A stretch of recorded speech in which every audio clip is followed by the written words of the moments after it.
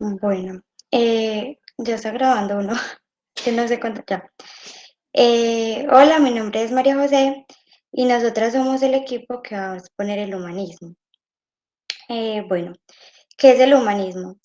Sus ideas principales se centran en que los seres humanos nacen libres y mantienen una búsqueda perpetua de un equilibrio con ellos mismos. Este ser humano está influido no por la realidad o por las experiencias pasadas, sino por la percepción que tiene sobre lo que le ha pasado o sobre los sucesos que ha vivido. El psicólogo que quiera explicar la conducta desde el humanismo deberá tratar de comprender los fenómenos de la experiencia subjetiva. En la humanista se valora mucho los pensamientos, las emociones, los comportamientos o contextos para ofrecer soluciones y tratamientos a los posibles problemas o los motivos de consulta. Se centra también en la parte existencial de las personas y se considera el ser humano como un todo.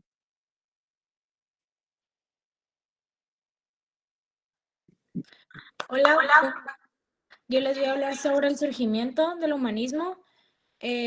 Oficialmente nació en Estados Unidos en 1962, cuando un grupo de psicólogos y pensadores buscaban desarrollar un enfoque que trascendiera del psicoanálisis y del conductismo y que fue una experiencia interna, que se tratara más sobre sin fragmentaciones.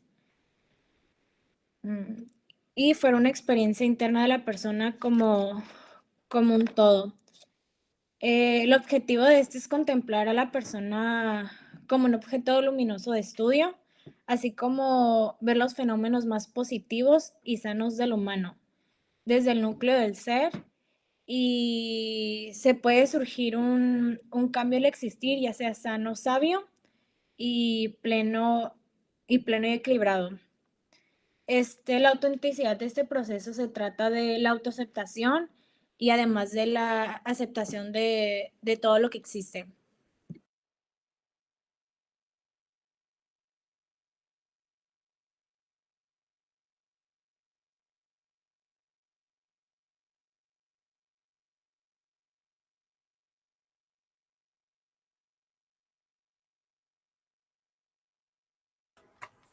Ok, esta es la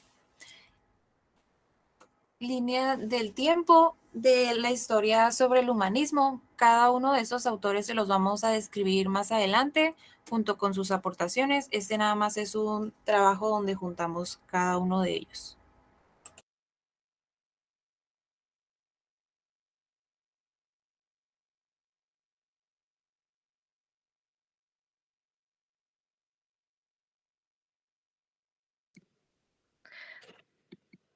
Bueno, este autor, Carl Gustav Jung, nació en Suiza en 1875, donde estudió medicina en la Universidad de Basilea y años después estudió psicología en París. Jung fue el creador de la psicología analítica, el cual él consideraba que la tarea principal del desarrollo humano era la diferencia del yo. Murió también en Suiza en 1961 por una embolia y un ataque de apoplejía tras una enfermedad. Bueno, la terapia junguiana, esta terapia busca explicar los hábitos que tenemos que son difíciles como de romper, tipo la ansiedad, la depresión y las adicciones. Esta terapia es una terapia de conversación con varias técnicas de exploración, durante este proceso, ya sean los análisis del sueño, las pruebas de asociación de palabras y actividades creativas. En esta terapia, el éxito dependerá de cómo se desenvuelve el cliente con el terapeuta. Habla mucho de si se desenvuelve con confianza, si se siente tranquilo con él. Es la comodidad que él tenga para abrirse y poder explicarle sus problemas al terapeuta.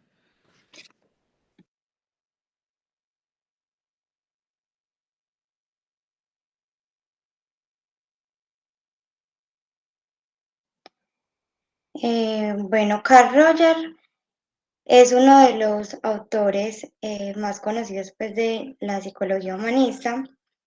Él nació el 8 de enero de 1902 en Estados Unidos y muere el 4 de febrero de 1987 en San Diego, California.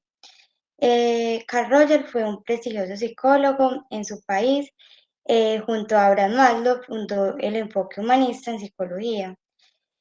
Fue partícipe y gestor instrumental en el desarrollo de la terapia no directiva, que también se conoce pues como terapia centrada en el cliente, que luego fue renombrada como terapia centrada en la persona. Sus obras más importantes son El tratamiento clínico del niño problema en 1939, Orientación psicológica y psicoterapeuta en 1942 y 1978, Psicoterapia centrada en el cliente en 1951. Bueno, la terapia centrada en el cliente se basa en aceptar a la persona tal y como es, por el simple hecho de ser persona y aceptando pues sus sentimientos, sus pensamientos y sus vivencias, eh, para poder tener empatía y no entrar como en un juicio con el paciente. El paciente por sí mismo debe buscar una solución y el psicólogo no cumple la función de reparador, que soluciona todos sus problemas, sino que debe ser un espejo de su vida y convertirse en algo así como su asesor.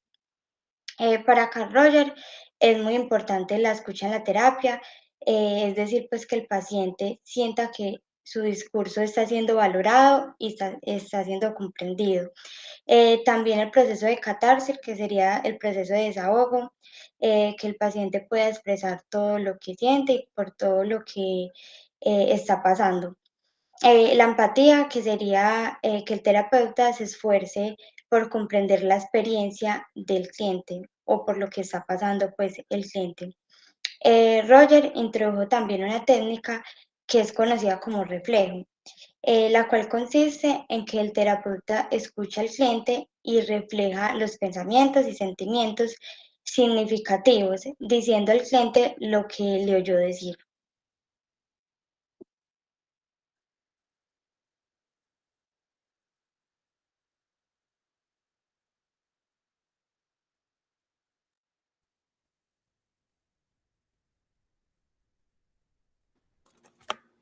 Maslow fue un psicólogo estadounidense muy importante para la psicología y nació en 1908 en Brooklyn, en una familia judía de origen ruso que después emigraron a Estados Unidos. Fue el hermano mayor de 7 hermanos y sus papás fueron muy exigentes con él, por lo que tuvo carencias de afecto y se comenzó a refugiar en los libros, así que le gustaba aprender mucho leyendo. Y estudió leyes, derecho y leyes, y luego se fue a estudiar psicología, en donde comenzó a realizar la teoría y el concepto de la autorrealización y comenzó ese impulso a la psicología humanista y que también se le conoce como la tercera fuerza de la psicología.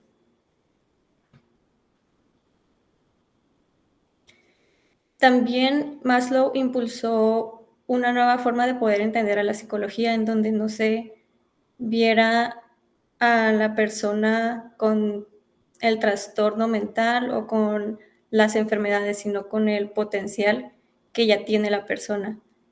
Entonces le interesaba saber qué era lo que hacía feliz a la gente, qué se podía hacer para poder desarrollar, para poder mejorar su desarrollo personal y llegar a esta autorrealización. Él decía que esta autorrealización es una necesidad innata de todas las personas, por lo que hace la pirámide de Maslow, en donde el punto es llegar a la autorrealización, que es el pico de la pirámide, y las necesidades básicas hasta abajo. Entonces, para poder llegar a la autorrealización, tienes que pasar por los otros escaloncitos de la pirámide, que es la fisiológica, la seguridad social, estima y por fin llegar a la autorrealización. Dice que no puedes llegar a la autorrealización si no pasas por las demás, porque no podrías esperar o pensar en llegar en esta autorrealización si ni siquiera tienes esas necesidades básicas satisfechas como el respirar o el tener el alimento o sentir ese afecto.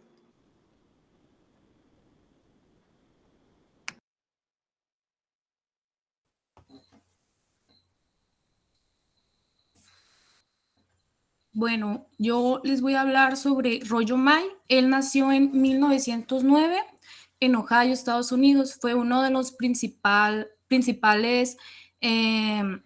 representantes del humanismo en Norteamérica. Desde su experiencia psicoterapéutica, Royo Mai indica que el ser humano está constituido en un ser por unas características esenciales en las que dominó ontológicas. Entre ellas son la intencionalidad, el eros, lo demoníaco, el deseo, la ansiedad, la culpabilidad, la voluntad, el cuidado, la percatación y la autoconciencia.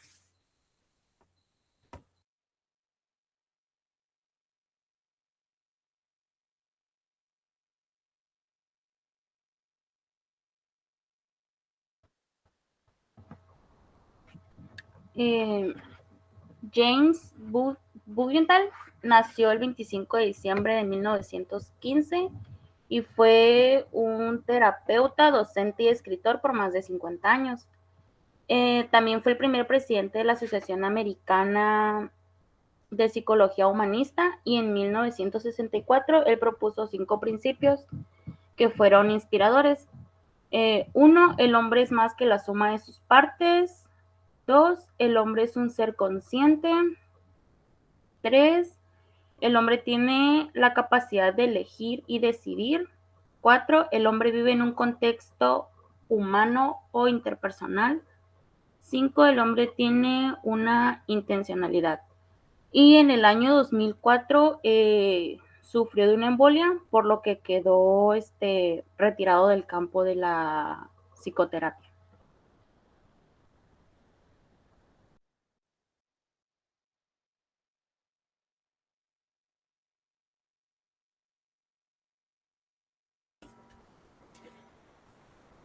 Muy bien, yo les voy a hablar sobre Clark Mustakas. Él nació en 1923. Fue un psicólogo estadounidense que formó parte importante del movimiento de la psicología humanista. Y él estudió en la Universidad Estatal de Wayne en Detroit. Y una de sus principales obras, o una de sus más importantes obras fueron, bueno, la primera fue la de terapia de juego, The Children in Play Therapy, terapia de juego con niños, y entre otras, las más destacadas fue The Self, Loneliness and Love, entre sus primeras y más destacadas. También junto a Maslow, Dorothy Lee, Anthony Switch y Joe Adams, en 1960 formaron parte de un comité que se daría para establecer lo que era la Asociación Humanística de Psicología, que sería oficial en 1961. Fue también cofundador en 1980-1981 del primer Centro de Estudios Psicológicos Humanísticos. También en 2004 escribió una obra literaria junto a su hija que se llamaba Loneliness, Creativity and Love.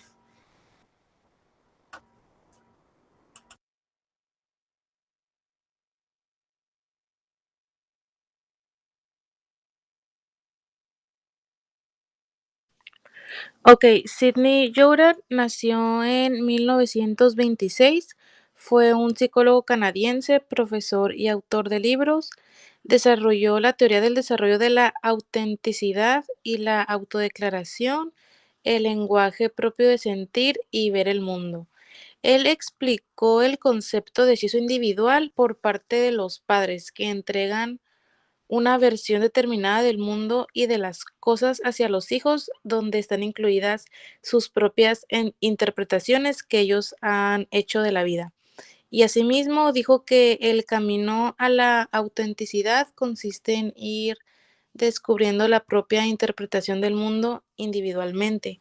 También desarrolla la teoría de la autorrevelación, que es un modelo terapéutico de tratamiento humanista en el que se fomenta la revelación total entre el cliente y el terapeuta. Según Jourard, la revelación es importante ya que en cualquier relación fomenta la apertura y las relaciones saludables. Se puede definir como un proceso de revelar deliberadamente información significativa sobre uno mismo, donde se busca una relación de confianza entre el cliente y el terapeuta, para que así el cliente pueda abrirse y autorrevelarse y así darse cuenta de qué es lo que necesita.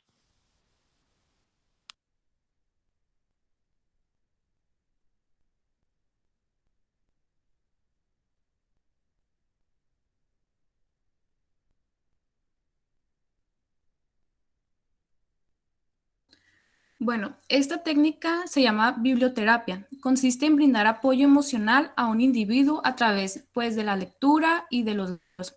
Esta técnica de biblioterapia permitió que los pacientes identificaran sus pensamientos, sentimientos, permitiéndoles a los pacientes establecer planes de acción que le ayudaron en su proceso, que le ayudan en su proceso, terapéutico.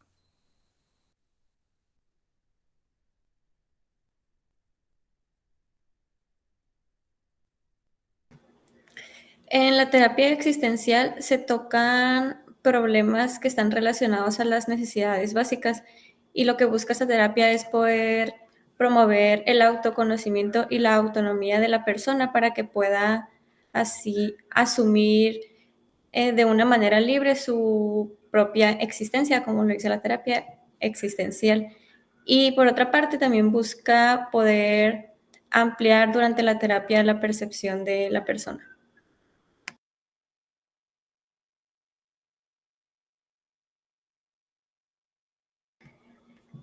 Y la terapia breve centrada en soluciones trata de utilizar de una mejor manera esas soluciones que la persona ya ha tratado de utilizar para solucionar ese problema o eso que quiera solucionar, en donde se van explorando las fortalezas y así las fortalezas que ya tiene la persona para aumentarlas y así poder lograr el objetivo que se espera, por lo que no se ve tanto el problema en sí, sino lo que ya tiene, lo que se ha usado anteriormente para poder lograr el objetivo.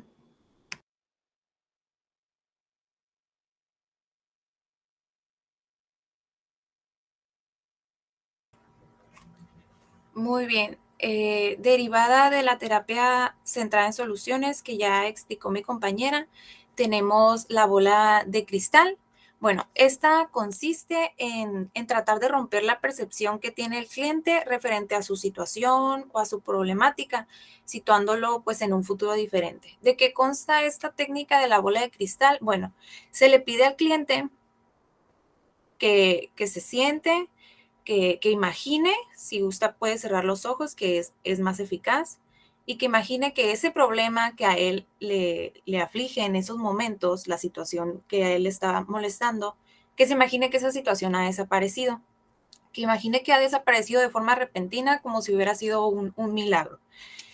Y dentro de esa suposición, dentro de esa idea, eso que se está imaginando la persona, se le pide también que describa cómo es que mira el panorama sin esa problemática, cómo es que lo ve, cómo es que lo puede imaginar. Esto pues le permite, como ya lo dije, al cliente ver con más claridad los objetivos que él quiere alcanzar, es decir, le permite tener más claridad sobre lo que él realmente quiere lograr, quitando de un lado el problema, suponiendo que no estuviera, porque al final de cuentas, si se logra desaparecer, el objetivo que él quiere lograr es en lo que tiene que trabajar. Entonces, esta técnica, la bola de cristal, ayuda al cliente a eso, a hacer pues una terapia centrada en soluciones más que en el problema.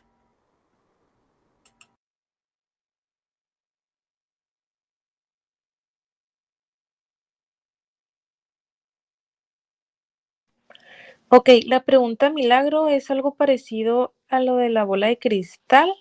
Es una técnica de terapia breve y se focaliza en la solución del conflicto. Consiste en preguntar al paciente acerca de cómo imagina su vida si su problema no existiera.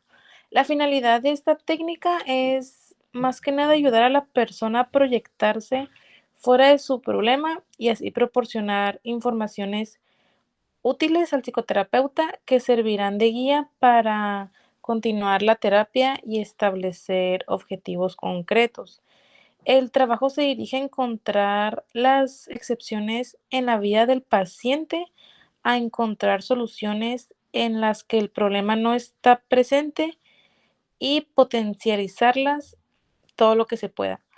Este tipo de preguntas nos ayuda a darnos cuenta de qué ha cambiado y qué se deja de hacer por la problemática.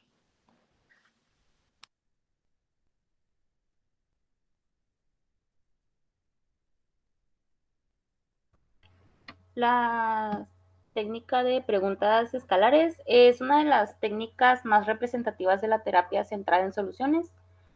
Y esta básicamente consiste en pedirle al paciente que valore en una escala del 1 al 10 sobre una serie de situaciones, como por ejemplo, cuál es la gravedad con la que percibe su problema actualmente o cuál es el grado de mejoría con respecto a la sesión anterior.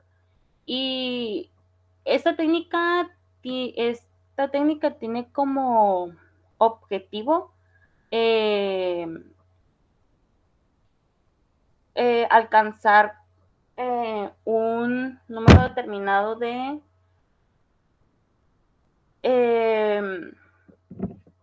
por decir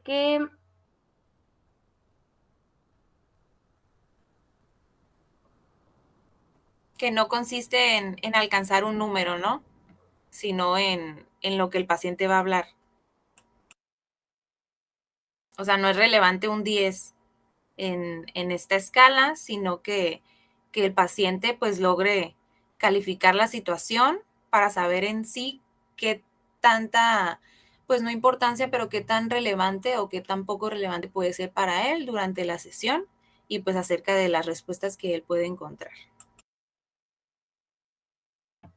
Sí, se trabó mi micrófono, pero sí, pues básicamente con esta técnica no se quiere como saber, ajá, exactamente el número, sino más bien a lo que se quiere llegar es pues más bien a que todo aquello que no dijo, o sea, que lo saque pues más adelante.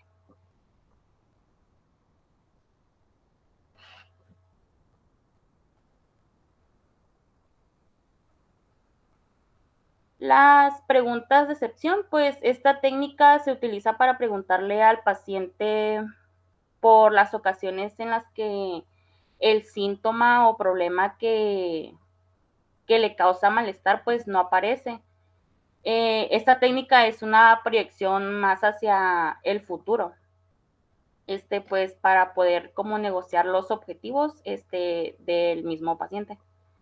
Y pues unos ejemplos de esta técnica serían como preguntarle, o más bien decirle pues que te hable acerca de los tiempos en que se sintió más feliz, o qué había en aquel tiempo en el que se sintió más feliz o que lo hizo mejor esta persona, o que no sintió tanto ese problema, o sea, que le afectara pues.